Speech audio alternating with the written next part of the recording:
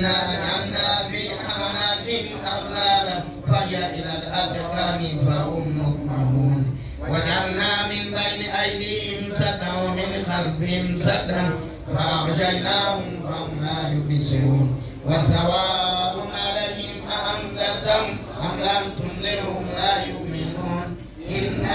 Anawakomboa katika mambo mengi, ametengeneza mambo mengi yaliyotajwa katika misingi ya dini. Mtume anasema mwenye kuondoa adha njiani amefanya sadaka. Yeye njia nyingi kazirekebisha, njia nyingi kazitengeneza. Tunakuomba Mwenyezi Mungu mpe fungu lake. Allah ya Rabbi, tunakuomba sana mashehe wetu hawa na wale waalikwa mbalimbali, tunawashukuruni kwa kuacha shughuli mbali mkaja shughuli yetu hii muhimu kwa ujumla kama wanachama wa jumuiya hii. Sasa inasomwa dua, maana wazazi ndio wenye uchungu sasa wa mwana.